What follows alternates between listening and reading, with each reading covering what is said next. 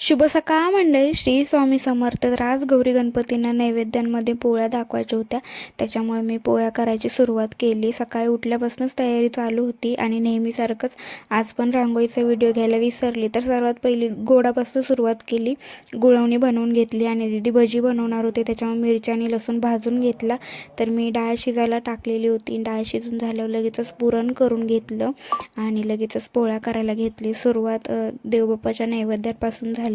तर गौरी नसल्यामुळे घरच्या देवाला आणि बाप्पाला नैवेद्य बनवायचाच होता मला, त्याच्यामुळे ते सगळं आधी बनवून घेतलं आणि नंतर आमच्यासाठी पोळ्या करायला घ्यायचं ठरवलेलं मी. तर तुमच्या घरी सगळ्यांच्या घरी गौऱ्या आहेत का नाही मला कमेंटमध्ये नक्की सांगा. आणि सर्वात शेवटी आम्ही भजी आणि तळणार होतो, कारण का साहेबांना यायला उशीर होत होता आणि भजी गरम गरम खायला छान लागतात.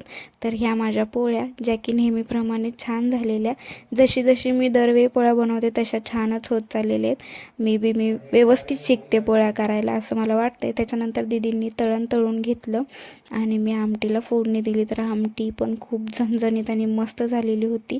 आणि सर्वात शेवटी मग भजी करायला घेतली. भजी वगैरे केली आणि आजच्या दिवसापुरतं एवढंच होतं. लगेचच मी डायरेक्ट दुसऱ्या दिवशीचा व्हिडिओ करायला घेतला.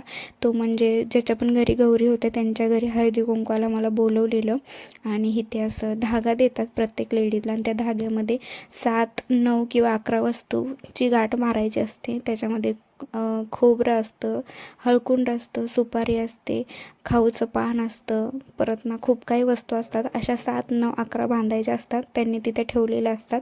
तर दीदींचं पण लग्न ठरलं आहे, त्याच्यामुळे दीदींना पण तो धागा दिलेला आणि प्रत्येकाच्या घरातलं गौरीचं डेकोरेशन मी घेतलेलं आहे व्हिडिओ. आणि ह्या ज्या दोघी अनमॅरिड मुली आहेत त्या गप्पा मारत होत्या आणि आमच्या गोष्टी बघून हसत होत्या. तर पुढच्या वर्षी त्यांचा पण टर्न आहे.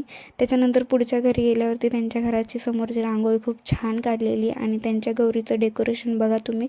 असंच प्रत्येक घराच्या समोर रांगोळी खूप छान आणि डेकोरेशन पण खूप छान होतं.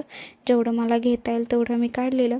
त्याच्यानंतर त्याच्या पुढच्या घरातलं डेकोरेशन बघा आणि त्यांच्या घराची रांगोळी बघा.